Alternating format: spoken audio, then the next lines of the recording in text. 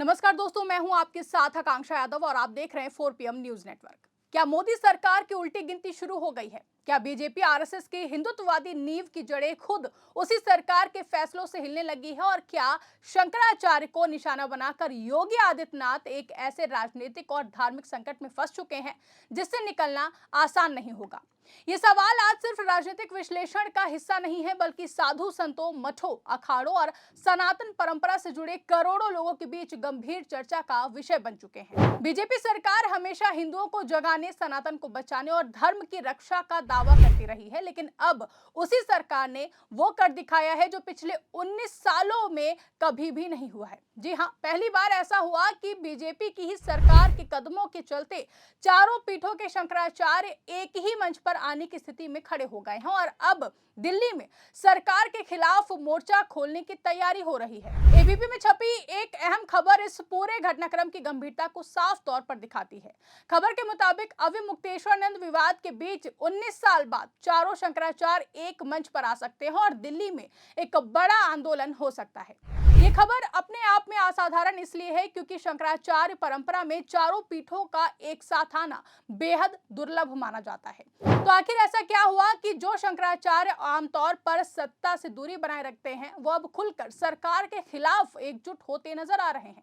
आखिर कैसे ये हालात बने कि सनातन परंपरा के सर्वोच्च माने जाने वाले धर्माचार्य सरकार के फैसलों पर सवाल खड़े करने को मजबूर हो गए? क्या है पूरा मामला, सब कुछ बताएंगे आपको अपनी इस स्पेशल रिपोर्ट में।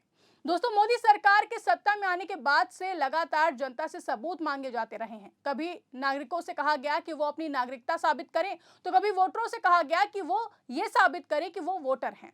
लेकिन हद तो तब पार हो गई जब एक शंकराचार्य से कहा गया कि वो ये साबित करें कि वो शंकराचार्य हैं। इस नोटिस में उनसे ये पूछा गया कि वो खुद को शंकराचार्य क्यों कहते हैं और किस आधार पर इस पद का दावा करते हैं। सरकार की तरफ से ये कहा गया कि सुप्रीम कोर्ट के आदेश के अनुसार ज्योतिष पीठ पर कोई भी आधिकारिक पट्टाभिषेक नहीं हुआ है, इसलिए उन्हें यह साबित करना होगा कि वो असली शंकराचार्य हैं।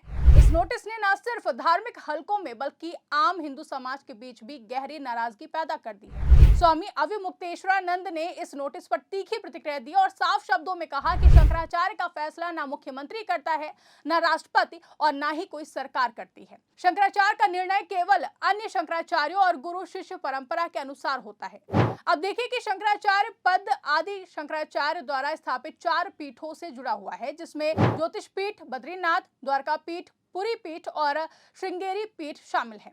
सदियों पुरानी इस व्यवस्था में शंकराचार्य का चयन ना तो किसी सरकारी प्रक्रिया से होता है और ना ही किसी राजनीतिक सहमति से। ये पूरी तरह से मठ की परंपरा, गुरु शिष्य संबंध और अन्य पीठों की मान्यता पर आधारित होता है। यानी कि अगर बाकी के 3 स्वामी अविमुक्तेश्वरानंद को शंकराचार्य मानती हैं, तो वो शंकराचार्य के रूप में स्वीकार किया जाएगा। अब स्वामी अविमुक्तेश्वरानंद का दावा है कि उन्हें अन्य पीठों की मान्यता प्राप्त है। हालांकि ज्योतिष पीठ को लेकर विवाद लंबे समय से चला आ रहा है और ये मामला सुप्रीम कोर्ट में विचाराधीन है। 1954 के एक महत्वपूर्ण कोर्ट आदेश में साफ तौर पर कहा गया था कि मठों और धार्मिक संस्थानों में सरकार का हस्तक्षेप नहीं होना चाहिए। इसके बावजूद जिस तरीके से प्रशासनिक नोटिस भेजा गया है, उसने इस पूरे मामले को कानूनी से ज्यादा राजनीतिक और धार्मिक टकराव में बदल दिया है। 2022 का सुप्रीम कोर्ट आदेश खासतौर पर पट्टाभिषेक से जुड़ा हुआ है, लेकिन उस आदेश की व्याख्या को लेकर भी संत समाज में असंतोष देखा जा रहा है। अब अगर स्वामी अविमुक्तेश्वरानंद इस नोटिस का जवाब नहीं देते हैं, तो प्रशासनिक कार्रवाई की बात भी सामने आ रही है। यही वो बिंदु है जहां से मामला बेहद संवेदनशील होता जा रहा है। अब एक तरफ योगी सरकार और स्वामी अविमुक्तेश्वरानंद के बीच टकराव लगातार गहराता जा रहा है, तो वहीं दूसरी तरफ इसी बीच एक बहुत बड़ी खबर सामने आती है। खबर यह है कि चारों पीठों के शंकराचार्य 19 साल बाद एक मंच पर आ सकते हैं। 10 मार्च 2026 को दिल्ली में गौरक्षा को लेकर एक बड़ा आयोजन प्रस्तावित है, जिसमें गौ माता राष्ट्र माता अभियान के मंच पर चारों शंकराचार्य के एक साथ आने की संभावना जताई जा रही है। यह आयोजन केवल एक धार्मिक कार्यक्रम नहीं माना जा रहा है, बल्कि इसे सरकार के फैसलों के खिलाफ संत समाज की सामूहिक प्रतिक्रिया के रूप में देखा जा रहा है। जैसा कि पहले भी बताया गया है, शंकराचार्य किसी सरकार की सहमति से नहीं बल्कि अन्य पीठों की मान्यता से बनता है। स्वामी अविमुक्तेश्वरानंद को पहले से ही 2 पीठों का समर्थन प्राप्त बताया जाता है।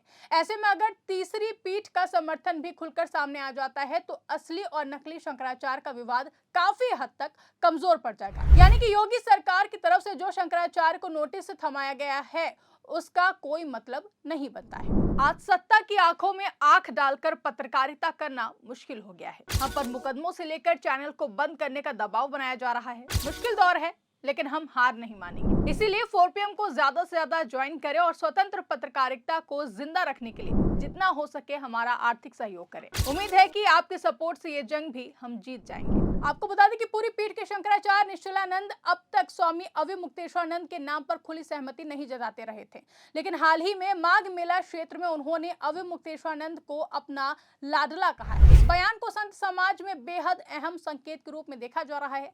अगर गौ रक्षा आंदोलन में अविमुक्तेश्वरानंद समेत बाकी तीनों शंकराचार्य एक मंच पर आते हैं तो इसे सभी पीठों की सहमति के रूप में देखा जाएगा। ऐसी स्थिति में योगी सरकार द्वारा दिया गया नोटिस अपने आप ही बेअसर हो जाएगा।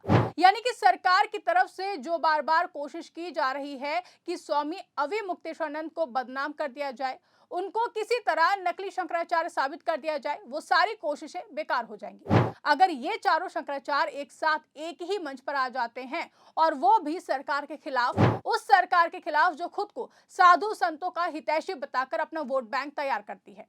अब देखिए, एक तरफ जहां भाजपा सरकार खुद गौरक्षक खुद को बताती है, गौरक्षा के नाम पर मुसलमानों को टारगेट करके उनकी मीट व्यापार पर हमला करती है, जिस बीजेपी के राज में बीफ खाने पर या रखने के शक भर में लिंचिंग कर दी जाती है, उसी बीजेपी के राज में भारत बीफ एक्सपोर्ट्स में अव्वल दर्जे पर आता है।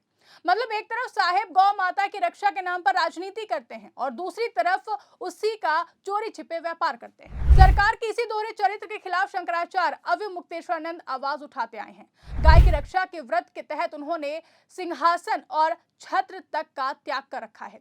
ये कदम इस बात को दर्शाता है कि गौरक्षा का मुद्दा उनके लिए सिर्फ एक राजनीतिक नारा नहीं बल्कि आस्था और धर्म का प्रश्न है। गौरक्षा विषय पर चारों शंकराचार्यों का एक मंच पर आना स्वामी अविमुक्तेश्वरानंद के पक्ष में सामूहिक सहमति के रूप में देखा जाएगा।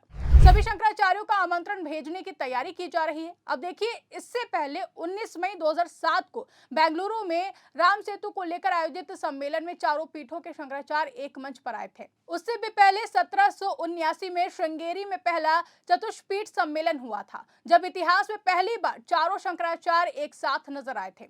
सदियों के इतिहास में केवल 2 बार ऐसा होना इस बात को दिखाता है कि चारों शंकराचार्यों का एक मंच पर आना कितना बड़ा और ऐतिहासिक घटनाक्रम माना जाता है। अगर दिल्ली में वास्तविक आयोजन सफल होता है तो ये धार्मिक इतिहास में तीसरी बार होगा जब चारों पीठों के शंकराचार्य एक मंच पर एक साथ दिखाई देंगे।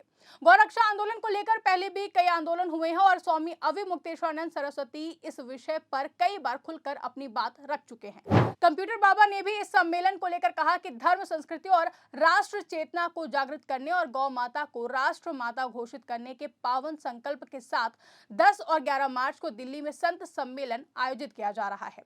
इस सम्मेलन में देश भर के साधु संतों और चारों पीठों के शंकराचार्यों को आमंत्रित किया जाएगा ताकि एक धर्म निर्णायक घोषणा की जा सके।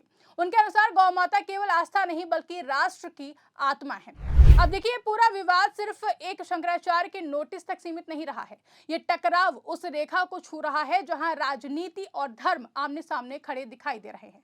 जिस बीजेपी ने खुद को सनातन और हिंदुत्व की सबसे बड़ी रक्षक के रूप में पेश किया, उसी सरकार के फैसलों के चलते आज शंकराचार्य, संत और मठ सरकार से सवाल पूछने की स्थिति में आ गए हैं। अगर दिल्ली में प्रस्तावित गौरक्षा आंदोलन सफल होता है और चारों पीठों के शंकराचार्य एक साथ मंच पर दिखाई देते हैं तो ये सिर्फ धार्मिक इतिहास की एक दुर्लभ घटना नहीं होगी बल्कि मौजूदा राजनीतिक सत्ता के लिए एक बड़ा संदेश भी होगा। इससे ये साफ हो जाएगा कि सनातन परंपरा को सरकार के आदेशों और नोटिसों से नहीं चलाया जा सकता। शंकराचार्य परंपरा की वैधता सरकार तय नहीं करती है बल्कि परंपरा खुद तय करती है।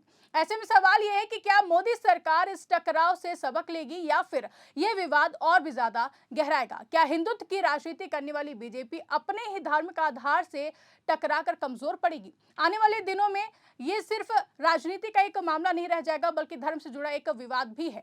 साथ ही साथ आने वाले दिन न सिर्फ राजनीति के लिए बल्कि सनातन परंपरा और लोकतंत्र दोनों के लिए बेहद निर्णायक साबित हो सकते हैं।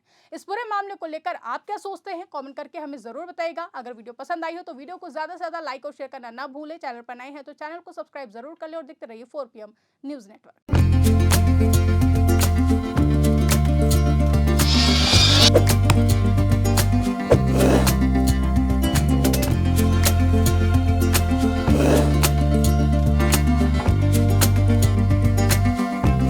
है।